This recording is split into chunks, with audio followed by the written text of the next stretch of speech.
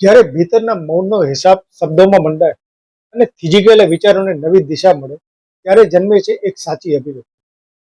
નમસ્કાર મિત્રો, હૃદયના અંતરનાદથી મસ્તિષ્કના ગહન મંથન સુધીની આ યાત્રામાં હું છું આપનો સાથી પુનિત ઠક્કર. આજે હનુમાન જન્મોત્સવની આ વિશેષ ક્ષણે આપ જોડાયેલા છો અભિવ્યક્તિ સાથે. ચૈત્ર શુક્લ પૂર્ણિમાની એ દિવ્ય ક્ષણ જ્યારે શિવના 11મા રુદ્રાવતારનું વાયુપુત્ર અને અંજની નંદન રૂપે ધરા પર અવતરણ થયું. હનુમાનજી એટલે કેવળ પૌરાણિક કથાનું એક પાત્ર નહીં, પરંતુ બુદ્ધિ, શક્તિ અને વિનમ્રતાનો એવો ત્રિવેણી સંગમ જેણે સમયના પ્રત્યેક સંકટ સામે સંકટ મોચન બનીને માર્ગ પ્રશસ્ત કર્યો છે. એમનું અસ્તિત્વ એ વાતની સાક્ષી પૂરે છે કે જ્યારે સમર્પણ પરાકાષ્ઠાએ હોય ત્યારે એક સામાન્ય વાનર પણ બજરંગબલી બનીને બ્રહ્માંડની ઉર્જાને આંબી શકે છે. આજના અશાંત અને અવિરત દોડતા યુગમાં જ્યાં માનવી અંદરથી ખંડિત થઈ રહ્યો છે, માનસિક દ્વંદના ચક્રવ્યૂહમાં ફસાયેલો છે, ત્યાં હનુમાનજીના આદર્શો એક મનોવૈજ્ઞાનિક આધારશિલા બનીને આપણી અસ્થિરતાને વિરામ આપે છે. સુસુપ્ત શક્તિઓનું પુનઃસ્મરણ. જામવંતજીએ જ્યારે હનુમાનજીને તેમની વિસરાઈ ગયેલી ક્ષમતાનું સ્મરણ કરાવ્યું ત્યારે તેઓ 7 સમંદર ઓળંગવા સમર્થ બન્યા. આજના આત્મસંદેહના અંધકારમાં આપણને એવા જામવંત રૂપી વિવેકની જરૂર છે જે આપણા ભીતર દટાયેલા અનંત આત્મબળને ઉન્મેષ કરે. શૌર્ય અને શરણાગતિનું સંતુલન.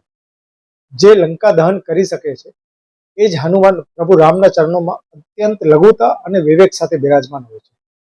આ અહંકારનો ઉર્ધ્વગમન આપણને શીખવે છે કે સાચી શક્તિ પ્રદર્શનમાં નહીં પણ પરમાર્થ અને નિરઅહંકાર સેવામાં નિહિત છે. કવિ સુરેશ દલાલની એક પંક્તિ અહીં બહુ સચોટ બેસે છે. ભીતર તો એવો અજવાસ જોઈએ કે જેની પાસે ખુદ સૂરજ પણ શ્વાસ લેતો હોય.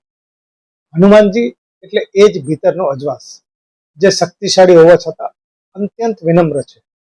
આ ઈગો મેનેજમેન્ટનું આજના સમયમાં સૌથી મોટી જરૂરિયાત છે. આપણું ચંચળ મન મરકટ સમાન છે જે ક્યારેય એક વિચાર પર સ્થિર નથી રહેતું, પરંતુ જ્યારે આ મન રામરૂપી ઉમદા ધ્યેય અને નિરંતર અનુશાસન સાથે જોડાય છે ત્યારે એ વિખરેલી ઉર્જા મહાબલી જેવું અજય સ્વરૂપ ધારણ કરે છે. જ્યારે સાધનો અલ્પ હોય અને અવરોધો હિમાલય જેવા અડીખમ હોય ત્યારે હનુમાનજીનું આખું દ્રોણાગીરી પર્વત ઉઠાવી લાવવાનું સાહસ આપણને જીવનનો સૌથી મોટો પાઠ ભણાવે છે.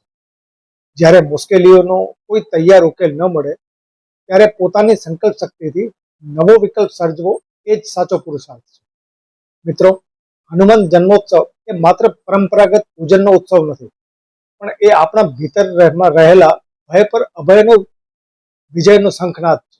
આવો આજના દિવસે આપણે આત્મનિરીક્ષણના અજવાળે આપણા અસ્તિત્વમાં રહેલા એ હનુમાનને પ્રગટ કરીએ જે સંઘર્ષોની વચ્ચે પણ અણનમ અને અવિચળ રહી શકે છે. ફરી મળીશું એક નવા મંથન અને નવી અભિવ્યક્તિ સાથે. જય બજરંગબલી.